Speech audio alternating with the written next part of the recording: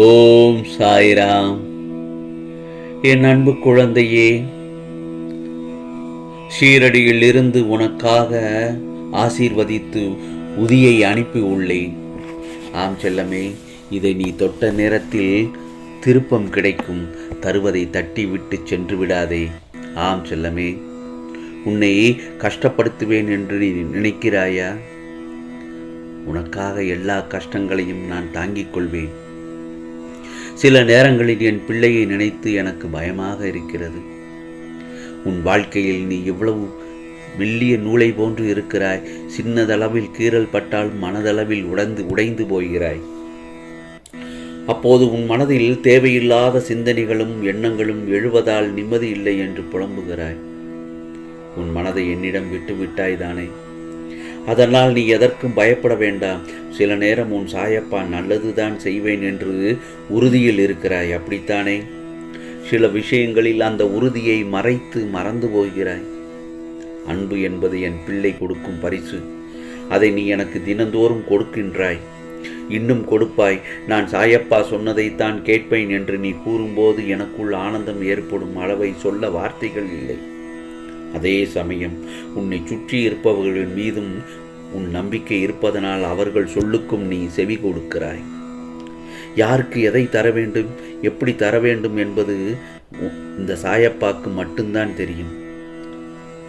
இறைவனே கொடுக்க வேண்டும் என்று தீர்மானித்து விட்டால் அவனாலும் கூட அதை நிறுத்தி வைக்க முடியாது. எத்தனை பேர் உன்னை கைவிட்டாலும் நான் உன்னை ஒருபோதும் கைவிட மாட்டேன். அந்த நம்பிக்கையில் நீ வாழ்கிறாய் என்பது உன் சாயப்பாவுக்கு மிக மிக நன்றாக தெரியும். பிறகு எதற்கு உன் கலக்கம்? தாங்கி பிடிக்க தாயாய், தூக்கி நிறுத்த உன் தந்தையாய் உன் சாயப்பா நான் இருக்கும்போது நீ ஒருபோதும் வீழ்ந்து போவதில்லை.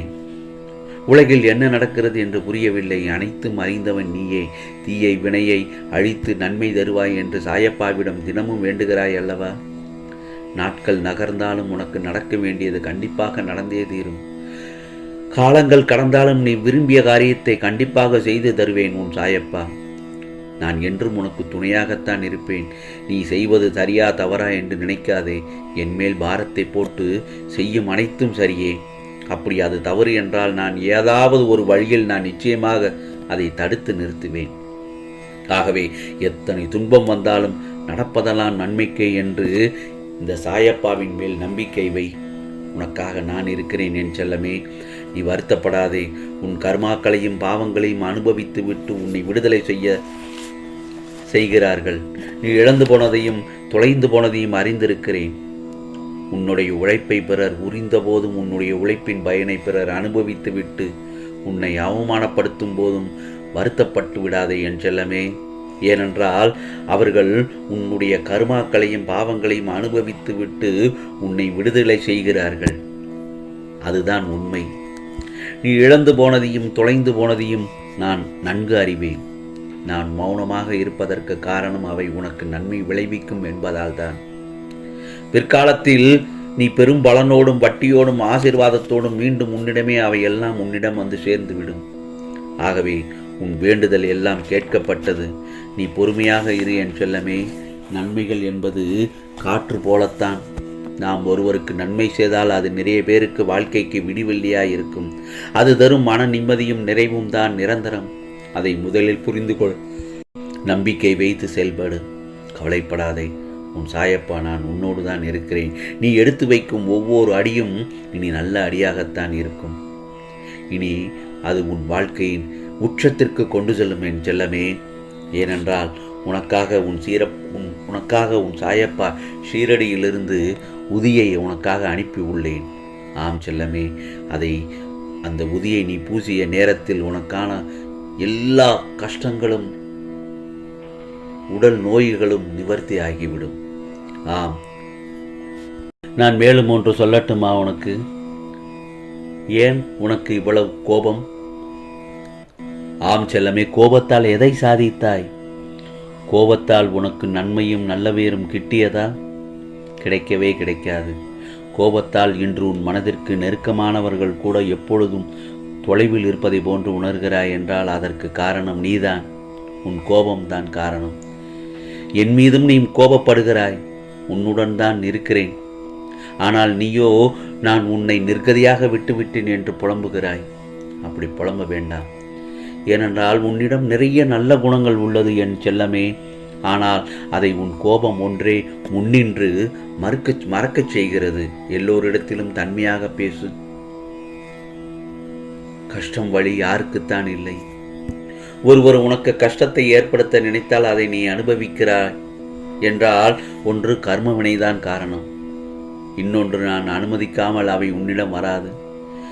கஷ்டமும் துன்பமும் உன்னிடம் வருகிறது என்றால் உனக்கு சில விஷயங்களை புரிய வைக்கத்தான் உன் சாயப்பா உனக்கு அப்படி செய்கிறேன் என்று நீ நினைத்து கொள்ள வேண்டும். உன் வாழ்க்கையே சுமையாக இல்லாமல் இருக்க நீ சிலரை மறந்துவிடு, சிலரை மன்னித்து விடு, சிலரை அந்த இடத்திலிருந்து கடந்து விடு. யாரையும் நீ தூக்கி சுமக்க வேண்டாம் என்று நான் உன்னிடம் பலமுறை கூறியிருக்கிறேன். என்றும் சோகமே வாழ்க்கையாகாது. அதுபோலத்தான் சுகமாகவே வாழ்ந்து விடவும் முடியாது. சிமிட்டும் இமைகள் ஒரு நொடி இருட்டினால்தான் நன்மால் பல நொடிகள் வெளிச்சத்தில் வாழ முடியும். ஆகவே 1000 முறை சிந்தியுள், ஒரு முறை முடிவெடு. அறிவை பெருக்குவதில் பேராசைக்காரனாக இரு. முன்னேற துடிப்பதில் ஆர்வமாயிரு. முயற்சி செய்வதில் பிடிவாதக்காரனாக இரு. ஆகவே கர்வம் கொள்வதில் கஞ்சனாக இரு என் செல்லமே. கர்வம் கொள்வதில் கஞ்சனாக இருக்க வேண்டும். கவலை கொள்வதில் சோம்பேறியாக இருக்க வேண்டும். ஆனால் கோபம் கொள்வதில் கருமியாக இரு. இன்னொன்று சொல்லட்டுமா? கொஞ்சி பேசுவதில் வள்ளலாக இரு. அப்பொழுதுதான் உன்னிடம் பல பேர் நிம்மதியாக இருப்பார்கள், உன்னிடம் சிரித்த முகத்துடன் பேசுவார்கள். இன்னொன்று சொல்லட்டுமா? எதிர்ப்பை வெல்வதில் முரடனாயிரு. கேட்பவையெல்லாம் கிடைத்து விட்டால் வாழ்க்கையில் ரசனை இருக்காது. ஆகவே கிடைத்தவையெல்லாம் நிலைத்து விட்டால் கேட்பதற்கு எதுவும் இருக்காது. ஒன்று நடப்பதை புரிந்தவனாக இருக்க வேண்டும், இல்லை என்றால் புரிந்து கொள்பவனாக இருக்க வேண்டும்.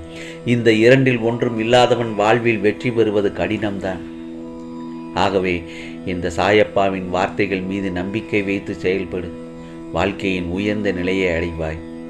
உனக்கு எல்லா சூழ்நிலைகளிலும் இருந்து உன் சாயப்பா உனக்காக துணையாகத்தான் இருந்து கொள்கிறேன். ஆம் செல்லமே, உனக்கு நல்ல வாழ்க்கை அமைத்து தருவது இந்த சாயப்பாவின் வேலை என்பதை மட்டும் புரிந்து கொள். இனி உனக்கு வாழ்க்கை நல்ல வாழ்க்கையாகத்தான் அமையும். ஆம், இப்போதைய நிலை மாறி வெற்றி வருவாய். உன் வேண்டுதல்கள் பலிக்கும். ஆம், எல்லா சூழலும் உனக்கேற்றார் போல நடக்கும் என் செல்லமே. உனக்காக உன் சாயப்பா ஷீரடியிலிருந்து உதி அனுப்பியிருக்கிறேன்.